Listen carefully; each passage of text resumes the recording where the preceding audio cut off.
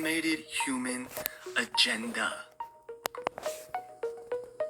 Let me break this down in a way that even the deeply asleep might feel it vibrate in their soul. First, they gave you the jab. You thought it was medicine, but it was a delivery system. It installed a carbon-based nano network in your body, like wiring, like sensors. They can transmit, emit, receive, and report biodata from inside of you. This network is the groundwork, like putting up cell towers inside the human body. Next comes the financial collapse. Not a mistake, it's engineered. It makes way for digital currency. Programmable money, controllable money. You'll need a digital ID to access it. But here's the trap. The digital ID links to your quantum dot tattoo, the mark of the beast. The quantum dot tattoo uses copper-based nanotech. It sits in your skin. It acts like a CPU for the nano network already inside of you from smart dust particles you've been breathing in and eating inside of your food. The carbon dots sense everything: location, heart rate, thought patterns, emotions. The copper dots store and send it. You become a walking transmitter, a biodigital asset, an automated human. This isn't about health. It's about harvesting consciousness. It's about alchemical inversion of the soul. In ancient occult knowledge, copper is ruled by Venus, associated with love, creativity, and control through beauty. But corrupted, it's used to enslave the divine spark through technology. They turn your temple, your body, into a smart device. And guess who holds the remote? The ancient elites called this the age of golem, soulless vessels, animated by dark command. People think that I lie. I don't lie. Let me show you.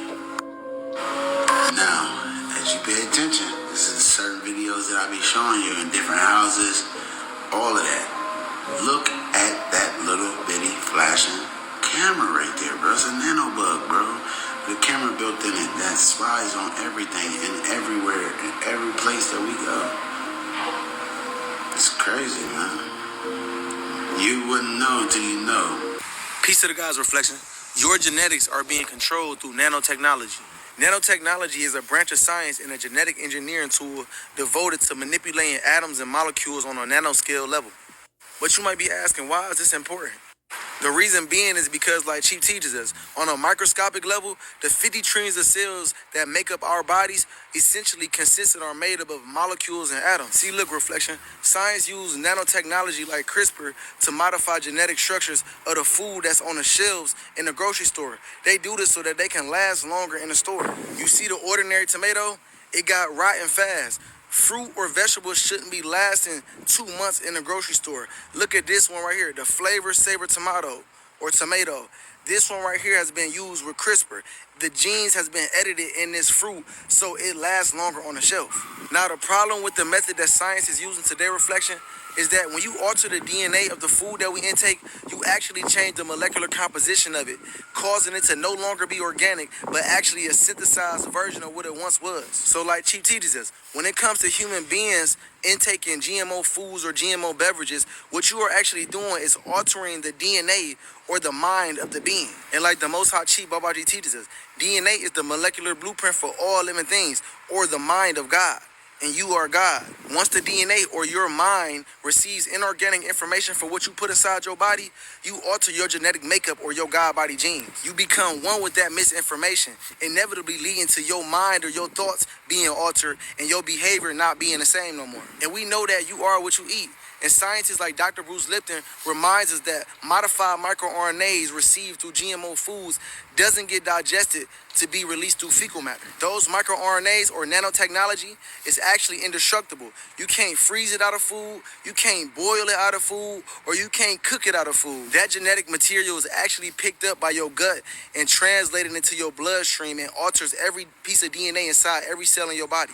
Hold on though. Not only that though, CRISPR or nanotechnology is actually being used in gene editing to make designer babies, to make new human beings. You gotta understand, Reflection, everything in our environment is being genetically manipulated for it to be able to sustain an artificial environment.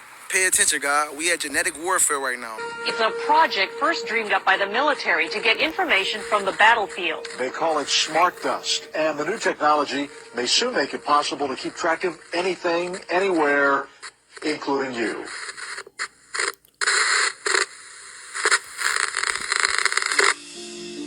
Smart dust originated with DARPA back in the 90s. This powder-sized chip is something called the Mu chip from Hitachi. It's the smallest commercially available RFID system in the world. You can literally scatter this stuff like dust or embed it into a sheet of paper. It doesn't require a battery. Flecks of computing power settling on your skin, ingested, monitoring you inside and out. The nanoparticles are designed to go under the radar of the immune system. And so they are undetected in the body. We have computing everywhere. We have connectivity everywhere. We have infrastructure that can compute those with new capabilities like AI. If you have enough data and you have enough computing power, you can understand people better than they understand themselves, and then you can manipulate them in ways which were previously impossible. Transhumanism is a growing movement that aims to use technology to modify our bodies, sometimes in radical ways to make them stronger, faster, and better. People don't believe that. Oh, you can't control me. I have my own free will. There's no way you can get to my soul. Well, sorry, that's not true. So these nanoparticles are activated under certain magnetic frequency and will alter the brain patterns and pathways. Recently, my school came out, Harvard came out with what you see here on the right slide is the magnified view of a needle that's injected into the brain and puts the scaffolding over the brain, and then it's read that way at a much finer resolution. So let's talk about a little bit about deciphering the audio and visual cortex.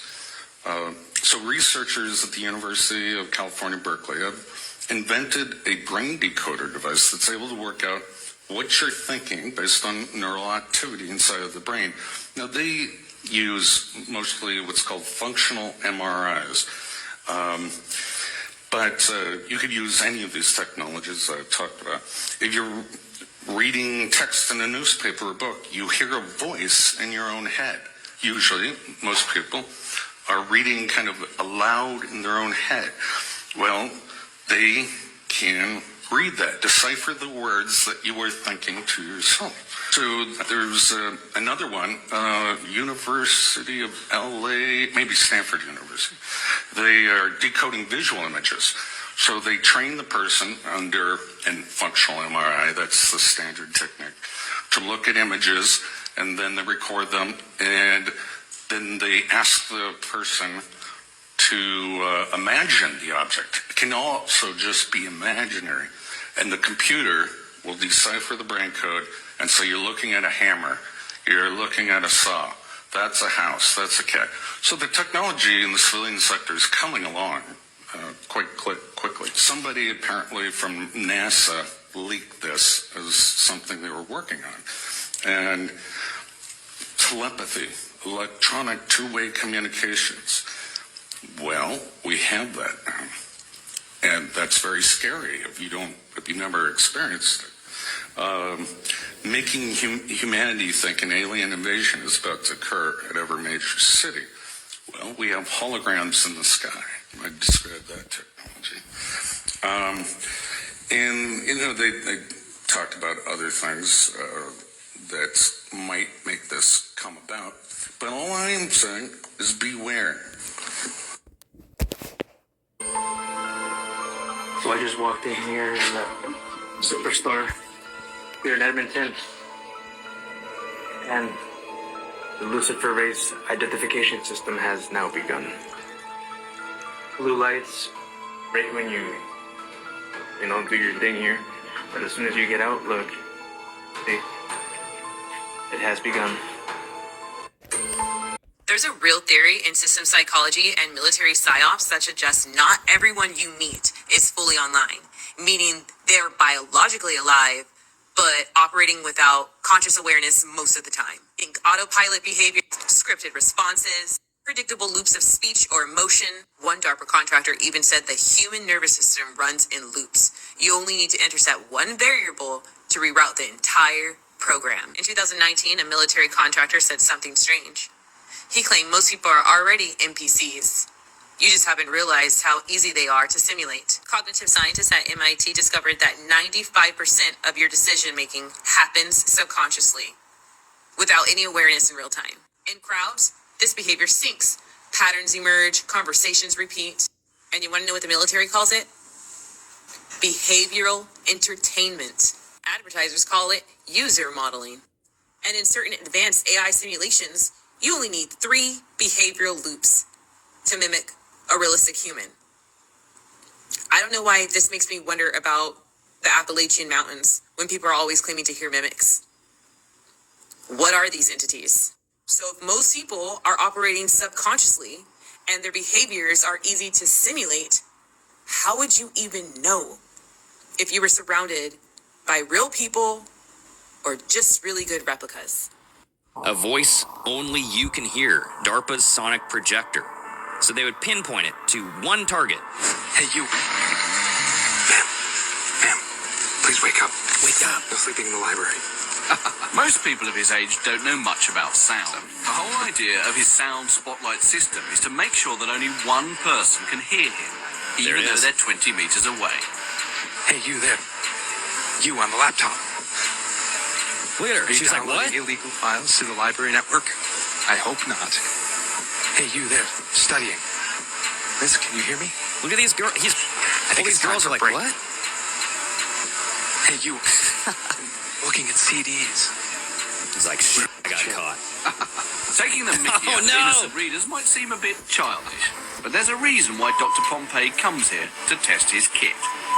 A library is about the most sensitive area you can think of. The audio spotlight, we can deliver sound specifically directly to people within the library without bothering the other people that are reading quietly. Like this.